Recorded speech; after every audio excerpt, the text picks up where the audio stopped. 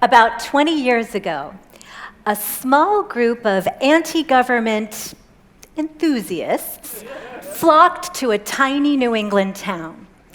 Envisioning a market-driven utopia, they took over the town government and went on a deregulation spree, slashing budgets and privatizing services. Streetlights, gone. Dirt roads, abandoned. Trash pickup, LOL.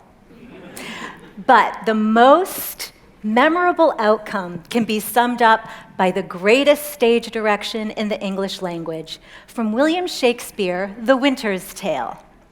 Exit, pursued by a bear. Attracted by the scent of rotting garbage, wild bears entered the chat. They were snatching up food scraps and the occasional pet like they were at an all-night buffet.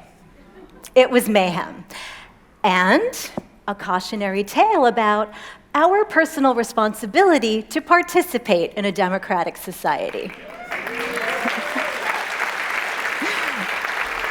Speaking of democracy, in the year 2020, there were 120 democratic countries, the highest number in the history of the world.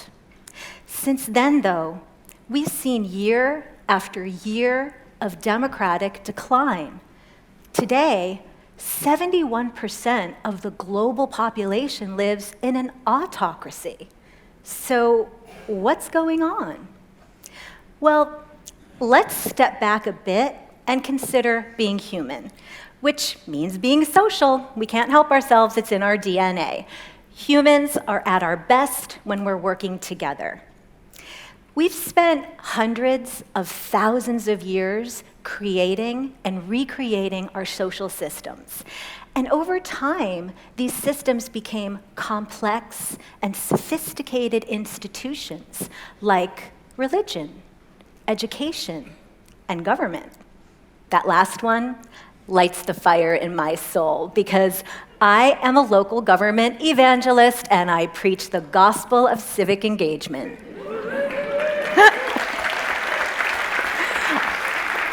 I've been a community organizer, served as a 2-term city councilor, and earned my PhD where I researched, surprise, local government. And I'd like to share 3 things with you today. How to strengthen democracy, my hot take on local government, and ways to influence decision makers. The word democracy translates to power of the people, not gods, not monarchs, not even religious leaders, but people ruling themselves.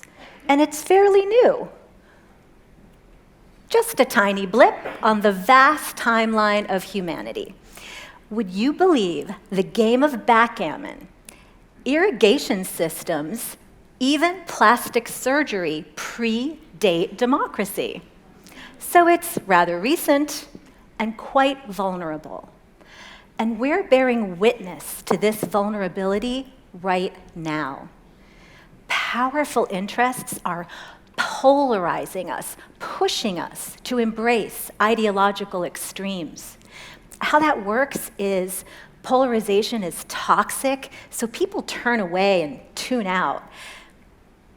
But the problem is, when the majority of people disengage, that weakens our democratic foundation by diluting the power of people. But there is good news. Democracy thrives when government is accountable to people, and no government is as accountable as local government. So strengthening democracy begins in our own communities. Now, it's pretty typical to take local government for granted. It's always there, getting lots of unsexy stuff done behind the scenes. Still, what happens locally can be just as impactful and just as important as what happens in the highest levels of government. And anyone can participate. So instead of tuning out, I invite you to open your arms to the sweet embrace of local government.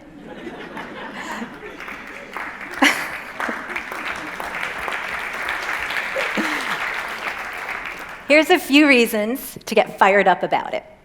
First, it connects us to big, gnarly issues like climate change.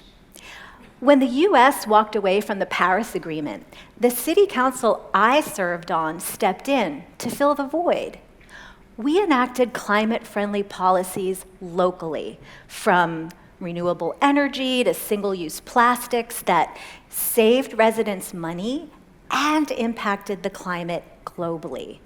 We could take on gnarly issues in our own backyard. Also, municipalities are leaders in social innovation and ideas. Here's a great example.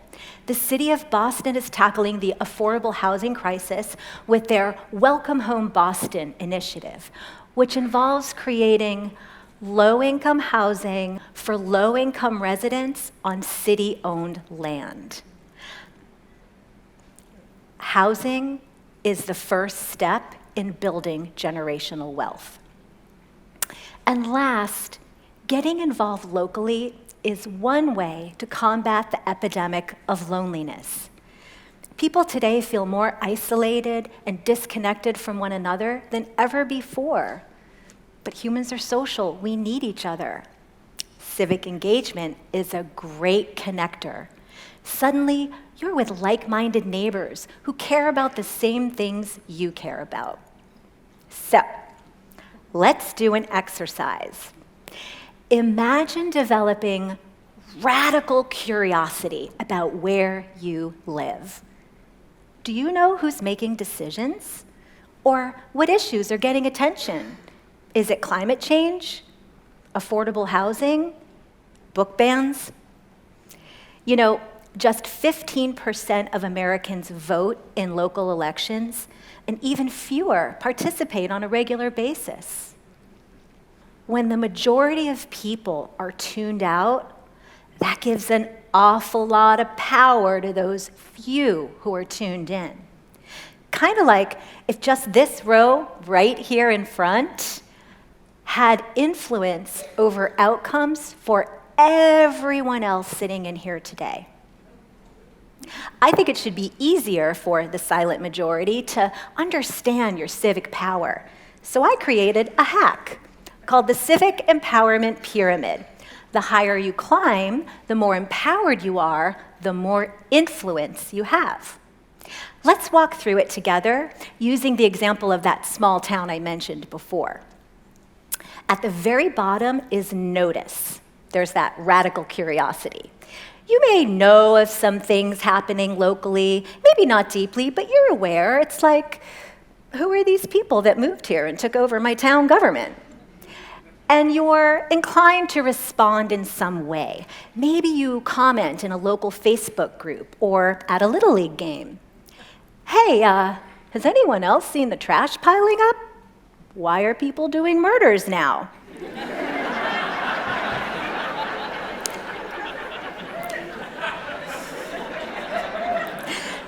Noticing and responding are a good start, but they don't often get results, right? So the next step up the pyramid is to engage, to go from simply reacting to taking action. You attend a public meeting and strongly comment on the shoddy roads and stench of garbage. Or you contact your leaders directly and ask them, what is your plan for dealing with this uptick in crime? Now things get interesting because you engaged. Those decision makers kind of have to act, right? And their action or inaction compels you to contribute in some way. You don't feel safe at night on those dark roads, so you and your neighbors create a petition to turn the streetlights back on. And it works. Contributing dramatically increases your proximity to decision makers. Now you begin to see how things work, who the players are, and it's just a slippery slope to the top of the pyramid, which is influence. Because you realize some of those decision makers are not so great at it. But you have some skills, and you're really tired of running into garbage-eating bears all the time. So you decide to join your town's wildlife nuisance committee. Or maybe you decide to run for office to replace the very people who drove your town into chaos. People can climb up and down the pyramid and engage in ways that fit your lifestyle and interests. And I know, some of you non-believers are out there thinking, okay, well, I'm a busy person, civic engagement is low on my priorities, what's in it for me? Well, remember, democracy thrives when government is accountable to people. Your participation ensures accountability. Engaged citizens push municipalities to go beyond just basic services, and this affects quality of life. Now we're talking access to reliably clean water, high-performing schools, safe neighborhoods. And these public services are intrinsically connected to your health, prosperity, happiness, even your longevity. That's what's in it for you. So, I hope I've sparked your civics imagination, but as an evangelist, my objective is to convert you.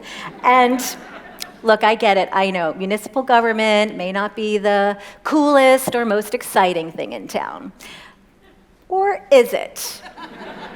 You might be surprised. It's a lot like theater.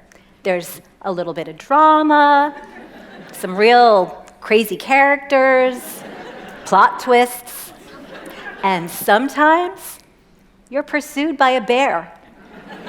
Thank you.